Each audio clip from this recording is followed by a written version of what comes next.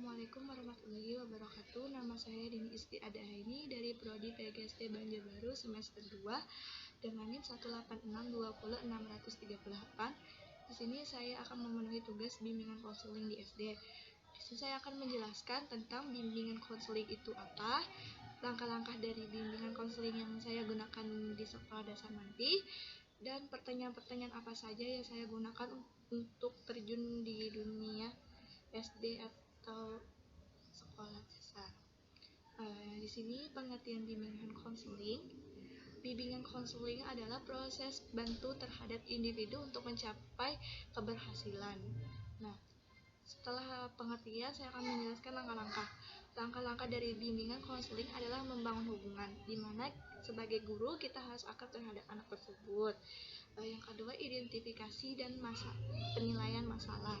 Identifikasi ini misalnya masalah anak itu mengalami masalah yang besar atau masalah yang kecil. Kita tuh harus tahu penilaiannya itu seperti apa. Ini anak masalahnya besar, ini anak masalahnya kecil.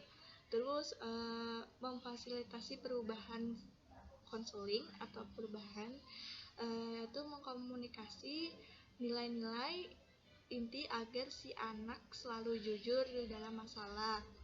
Misalnya kita tuh harus bertanya, tapi tanyanya tuh dengan lemah lembut supaya anak itu terbuka, dan kita harus mengakrabkan dia supaya dia tuh curhat, dan kita tidak boleh marah-marah kepada si anak supaya si anak itu dekat dengan kita dan terbuka dengan kita.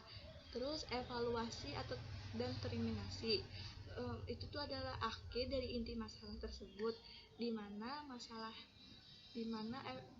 si anak itu ada yang susah, ada yang tidak susah. Nah, contohnya itu seperti malas belajar. Nah, malas belajar dan telat datang. Nah, itu kita cari dulu kenapa si anak bisa malas belajar dan terlambat. Misalnya si anak itu membantu kedua orang tuanya. Nah, di situ kita dapat tahu, ini anak jadi terlambat datang dan malas mengerjakan tugas-tugas itu karena dia membantu kedua orang tuanya. Terus cara kita menyelesaikan masalah dari si anak tersebut, kita harus menghubungi dulu orang tuanya. Kita akan bertanya, ini Bu, anaknya datang terlambat, terus dia malas belajar. Nah, setelah itu kita akan memberikan kelas kepada si anak supaya anak itu tidak tertinggal pelajaran.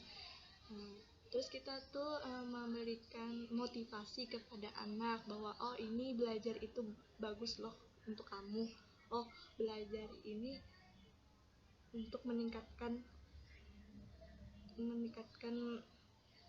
prestasi kamu.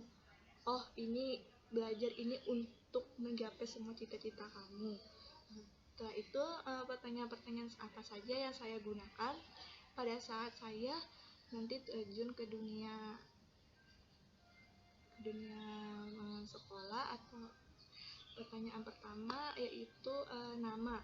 Kita tuh harus tahu dulu nama siswanya siapa. Terus kelas, kita harus tahu kelas dari si anak itu kelas berapa. Terus kita akan bertanya hobi. Nah, itu tuh sekira kita akrab dengan anak, terus kita bertanya tentang kamu hobinya apa. Terus cita-cita dia jadi apa. Kalau kamu malas, gimana kamu bisa nggapai cita-cita kamu. Nah, setelah itu mata pelajaran yang dia sukai apa. Terus kita tanya kenapa dia suka mata pelajaran itu. Setelah itu mata pelajaran yang tidak disukai, kita tanya kenapa kamu tidak suka mata pelajaran tersebut, apa karena tidak bisa atau tidak dimengerti. Setelah itu pernah nggak anak itu dibully. Kalau enggak, ya bagus, berarti anaknya itu tidak pernah dibully. Kalau pernah, ya kita tidak tahu. Setelah itu pernah membuli. Kalau si anak tidak pernah membuli, termasuk anak yang baik. Nah, setelah itu kita tanya juga tanggal lahir dia berapa, gitu. Sekian dari saya. Apabila ada salah kata mohon dimaafkan. Wabillahi taufiq wal hidayah. Wassalamualaikum warahmatullahi wabarakatuh.